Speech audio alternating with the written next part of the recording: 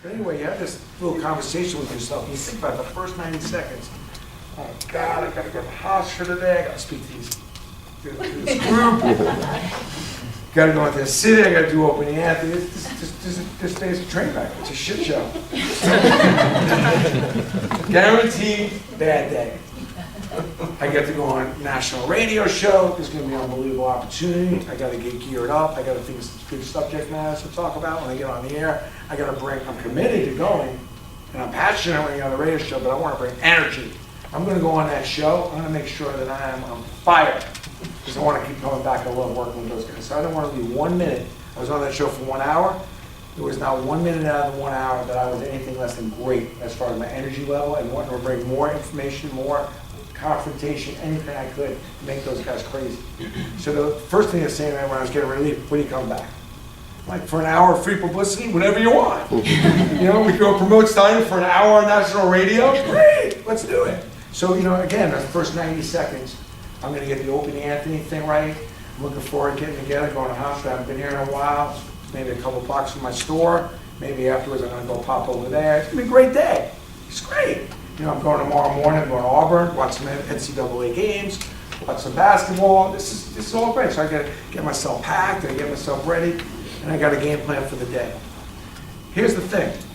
The first 90 seconds will dictate the next 23 hours, 58 minutes and 30 seconds. Now figure you need to get some sleep for 6 or 7 hours.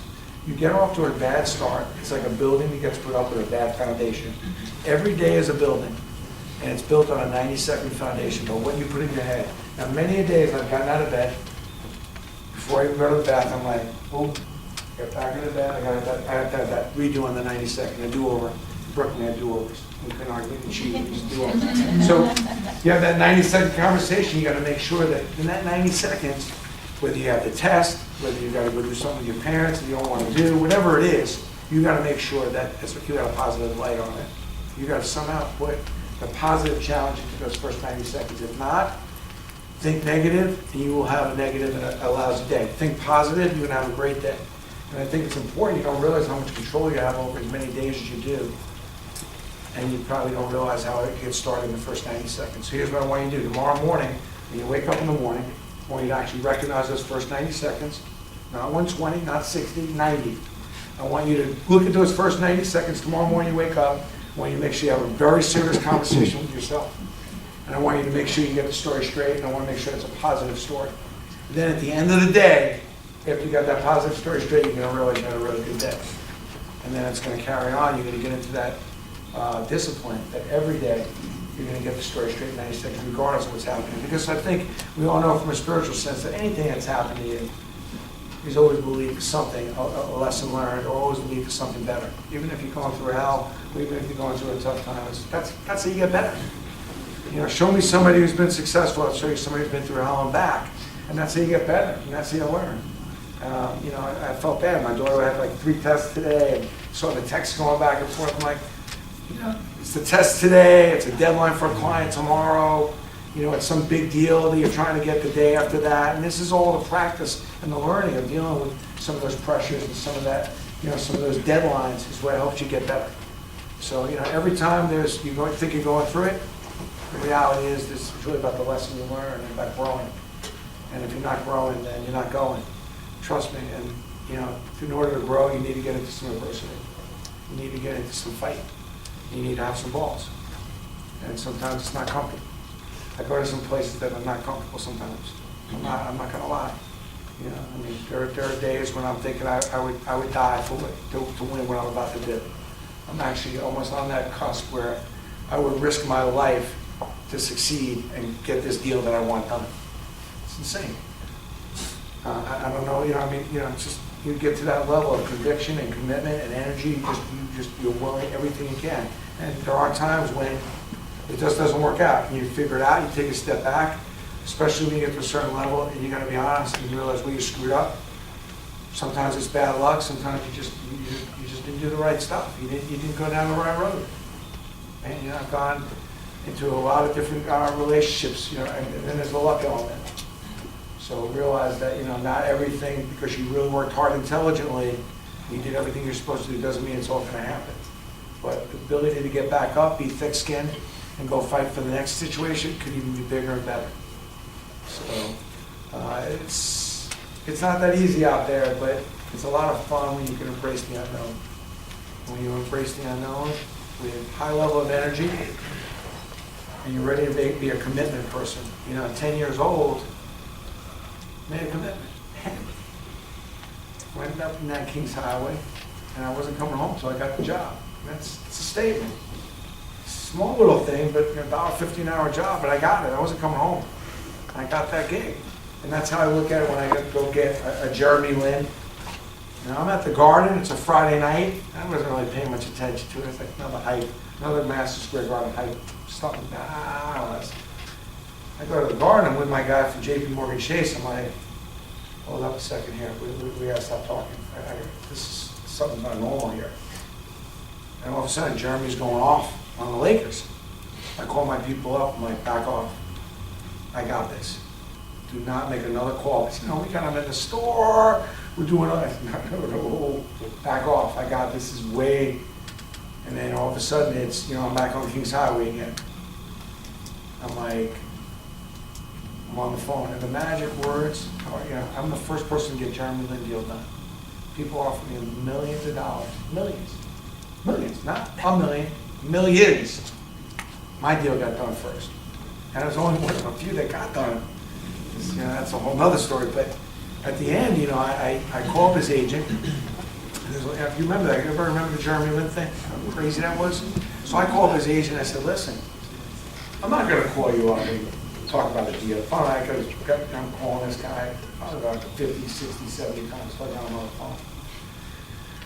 I said, listen, I'm not calling you up to do a deal because it's obvious we're going to do a deal. Steiner Sports, and you guys should deal with me. I don't think there's a question about that. Let's not waste time talking about that now. My question is, how can I help you? You're in San Antonio. Your guy's here. What can I do to help? What can I do to help you qualify all these people that are probably calling you, telling you how you can do your job better than you? How can I support you? Because I'm here, I have a pretty good idea of the landscaping. How can I help you? Because nobody's called me up to offer me help. Everybody's always telling me what they can and should do for me. I said, need a car? I'm going to be in San Antonio tomorrow. I want to stop by. Are you going to be in San Antonio tomorrow? I said, yeah. Not really, but I got plans. I got to go to San Antonio and get on Kings Highway. I'm going. Because, as a matter of fact, I'm going to be in New York on Friday. So I have a car there. You probably need a car for the day. I'm not the only person you got to go see me. I didn't even agree to see me. So I'm not the only person you're going to go see. So we can send the car. You'll come see me, and then you'll use the car for the rest of the day. How can I help you? Value proposition. Just thank you so much. I don't really know how to get around. I'll send you this guy. He's great. Drives me all the time. Comes. He's up in my office. Have a great conversation. Next day, Jeremy's parents are up in my office. Everything's rocking and rolling. Every night, since the guy's 2 hours behind in San Antonio, I'm on the phone at 12, 1, 2 at night. The only time I can get his attention. My wife's like, what are you doing? I got it. Leave me. Because that's when we were negotiating. So anyway, a couple weeks go by, the deal's not getting done. I see Jeremy gets announced at the rookie All-Star game. I call up his agent. I said, listen, we got to get this thing done. I ended up kind of all over the place. I said, I noticed Jeremy just got announced the All-Star game. I happen to have a plane. My plane that's going to go down to Orlando. And do you need a ride? I'll fly Jeremy down and we can fly back. He goes, as a matter of fact, Jeremy's going to be down there, but he could use a ride back. So I have my plane down there. I wasn't planning on the All-Star game, but okay, I get a plane, I go down to the All-Star game, so I'm trying to get some tickets just like 4 days before. And I'm happy to be Jewish, but there's a born-again Christian group, Athletes First. Finally had a hotel room and some tickets. So then I said, born-again Christian. Well, Marianne, I was born again. I've been to church services. It's not a new concept to me. I'm very familiar with it. With that particular religion, you with Christ, you're out. It's not really not a lot of great. So, I'm like, I got to go to a couple breakfasts. I'll pray a little on Sunday. I got the tickets. I'll go. I'm in. So, I'm in Orlando. With Athletes First, and we're getting spiritual. We're getting on a Christian level. And here I am. Jeremy calls up. Actually, he has to go somewhere else. I'm going to take his parents back with me. Great. better to even take a Jeremy out parents. I know a mom when I see one who's making a decision. I've been growing up with one, you know. So I get on the plane, and I realize that Jeremy's born again. Here I am, I'm just with a born again, so, you know, I'm with athletes first. She says, "You're born again?" I said, "Well, you know, I'm a spiritual person." I'm quite not sure quite whether I'm ready to go to become a born again Christian, but I've been looking at it closely. And, you know, I have my friends and we've spent some time. Very interesting. So, you know, we have the commonality. So I want to cross over the line. I don't want to be messing up with Jesus and God to go there to say, yeah, I'm thinking I'm going to be a born again Christian. But I was looking at it and spending some good quality time. So we're on the plane. We get off the plane, 2 hours on a plane, kind of sitting like where we're sitting. You got to get to know somebody. I mean, there's not much you can, you know, we've covered, you know, everything from A to Z. And at the end, you know, nobody came to pick up his mother. So this, we're good, we'll be fine. I'm not leaving. So you can come to my house if you want, I'll drive you, whatever you want to do. So, you know, I'm with her another hour in the airport waiting for the ride to come pick her up. And that was game over. You know, that was it. You know, before you know it, a week later, we're contracted. I bring it up how it relates to you is like, how far are you willing to go? You know, how far are you willing to go? Are you willing to get on Kings Highway and not come back until you get the gig? You know, like for me, there's no way I'm not getting that Jeremy Lin deal done. And I can tell you 10 athletes, I mean, you know, from Derek Jeter, you know, where I stalked him. I mean, it's 96. I mean, I wasn't really sure. But, you know, I represented a guy, you probably don't know this guy that well, but Phil Rizzuto was the broadcaster for the Yankees Hall of Fame shortstop. Now, the Scooter never ever recommended anything other than himself.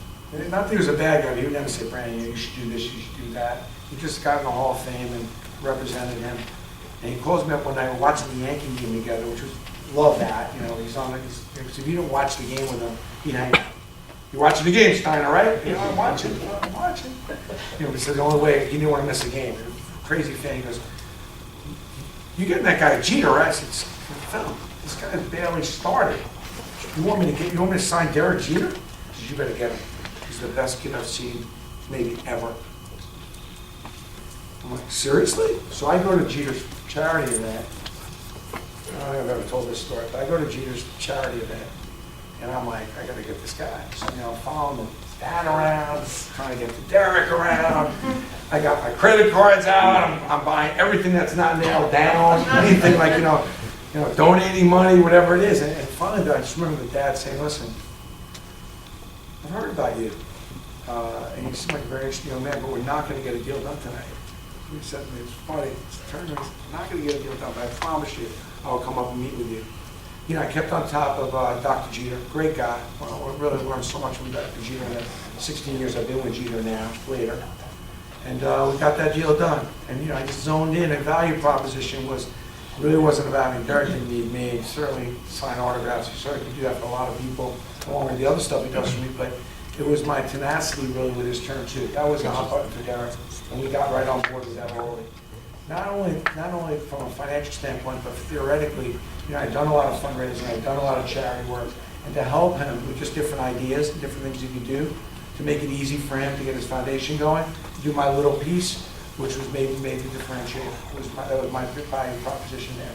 And, you know, 16 years later, I'm with the captain, probably doing more with him than any other sponsor. And just stuff like that, I mean, it's just insane, but true. So that's how that worked. I mean, you know, when you really want something, and that's why I say about with your job search, it's like, don't just say I'm looking for a job in this industry. That's bullshit. It's like, that's just a waste of thought. It's like, I want to get a job for this company or this company or this company. These are my dream companies because they do things the way it really rocks me, and I've been following them. And I love the way this woman runs this company. And there's nothing better than I'd like to do to work under her tutelage because I've seen the way she does things. Like, get into that mindset, and that's what will lead you to the wealth. And it's like, you know, I knew I wanted Derek Jeter, and he wasn't the star he is now. I wanted him because he had all those characteristics that looked like he was going to be a really good player. So when I went after him with conviction, quality, and value proposition of that. Not what I wanted to do for me, but what I thought I could maybe do to help him. That makes any sense. So I could go on and I have a million stories, but If you get a second, you get a second to go to brandstein.com, which is an automatic. If you don't do anything, just grab, I purposely do a 90-second blog. Because blogs are never longer than 90 seconds. And, you'll get a good little, just some kind of anecdote in the morning. It's usually a good little story. And I think when you read the book, you'll realize that everything is connected. And divine intervention, I'm a big fan of. Big theory in a lot of religions, though. I'm a big fan that everything happens for a reason. And that whatever you think is happening is no big deal, whether it be that person sitting next to you over there. Everything's happening for a reason. Everything's connected. You don't know where that break and where that inspiration could be a complete game changer. You're sitting next to you don't know.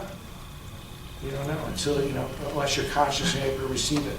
And if you're awake and you're ready to receive it, and you have a high level of energy, and you're a person that's willing to commit, it'll lead you to passion and it'll lead you to some really, really cool success. I promise you.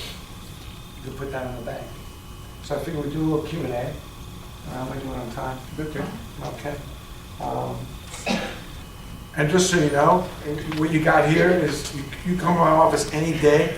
You're going to want a tour. It's a 50,000 square foot facility. And I would tell you, not a smidgen less than what you're seeing right now. If you stay ready, you don't have to get ready. Like if I'm going to go to work, I'm ready to go. I'm ready to rip somebody's jugular out every day. You know what I mean? Let's go. But I have my fun. I have my things that I like to do and everything. But if you're going to go and play, it's like I want to win. I'm not interested in on a basketball court. I still play a couple times a week. I was on the court the other day. I was like, man, Sunday pickup here. Shit, I don't give a shit. I'm like, I don't want you on my team. If you don't want to win, I'm not getting off this court.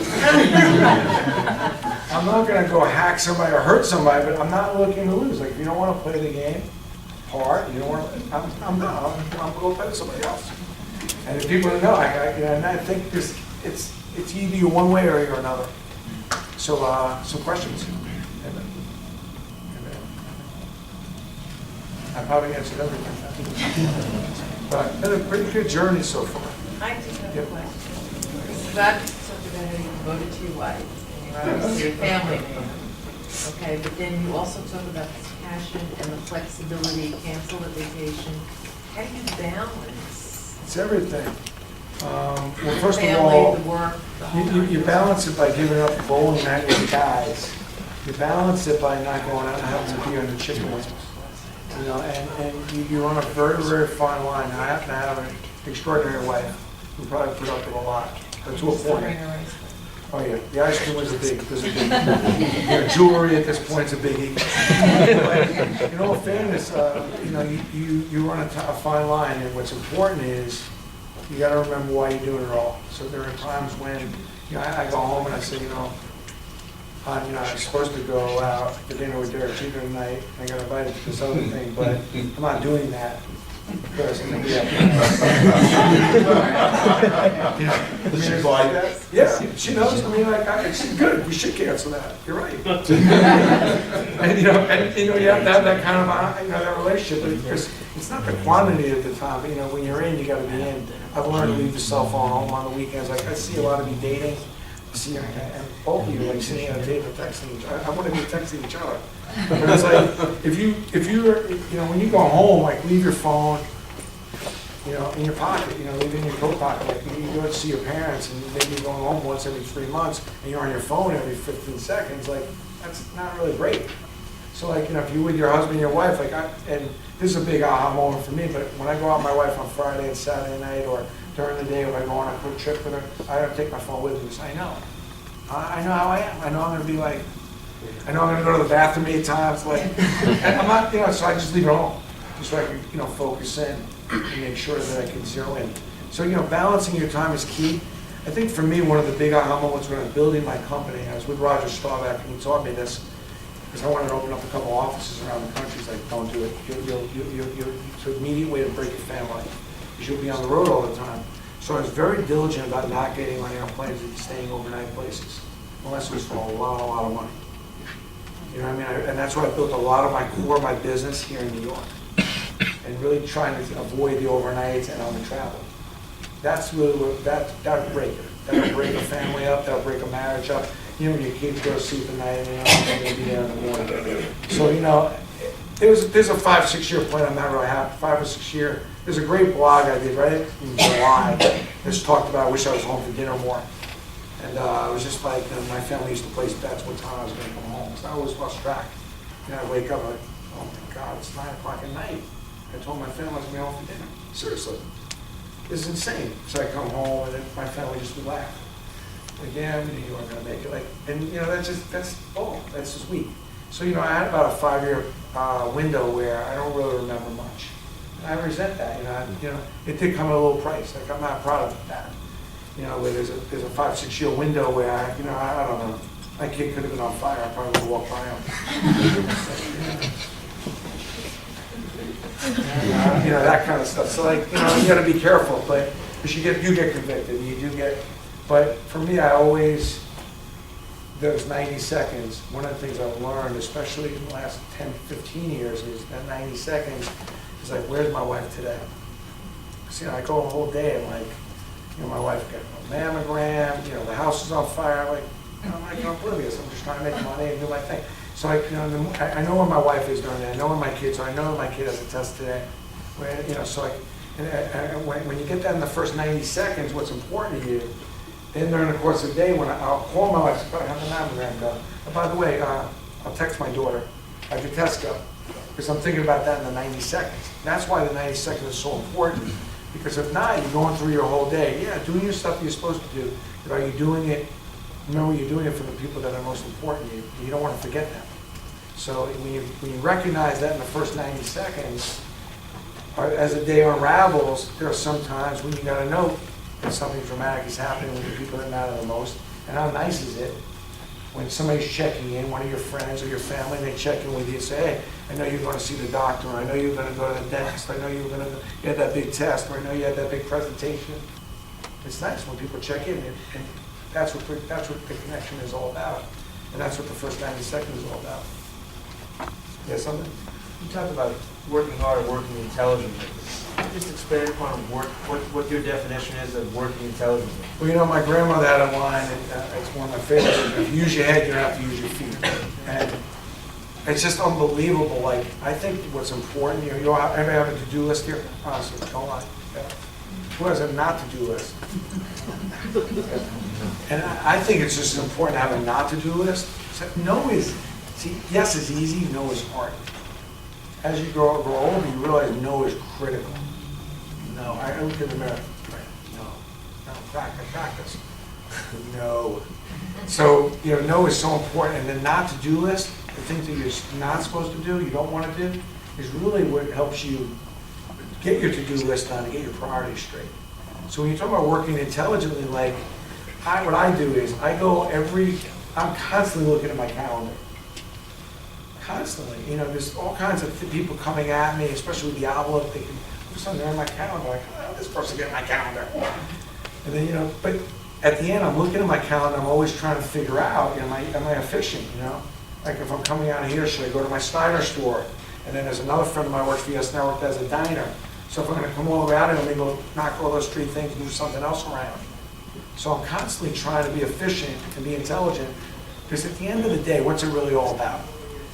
How do I do the most amount, write this down, how do I do the most amount in the least amount of time? There's only 2 things I know for sure. You write this down. You can plan for what's about to happen. You prepare for what's about to happen. That's probably the most important thing. And then you can deal with what just happened. That's it. There's only 2 things I know. Plan for what's about to happen, deal with what just happened. That's it. So working intelligently, what I do is I'm constantly looking at my calendar, seeing if it makes sense, if what I'm doing makes sense, but I'm also being critical and I'm going back and saying, I think I should have gone to the Hofstra talk. Really something I should have done. I think I probably should have done that Opie and Anthony, those interviews, or could I have done something else that would have been more worthwhile? Should I be doing those radio shows? Was there a spike in revenue? Do we have more people go to our website? Or instead of, even though they want me back, then maybe I'm not going to give up a whole morning, wake up at 6 in the morning, and give up a whole morning when I could have got my sales team going and done some other things. So when you want to work intelligently, you need to do self-analysis. You need to say, you know, should I be on a test? You need to go back and look, wait a minute, what should I have done differently? Maybe I shouldn't have waited till the night before to spend 5 hours in the library. Maybe I should have spent a couple more hours several weeks prior maybe not gone to the ball game, or gone out and ate chicken wings and drank beer. That's the intelligence factor. It's, your not-to-do list is critical. So that's a good one. So hold on to that thought, the not-to-do list. Start making a list of things you're not supposed to do. Friends you're not supposed to have, boyfriends or girlfriends that need to be whacked off the list. And, all that stuff, man. It's like I got people on my...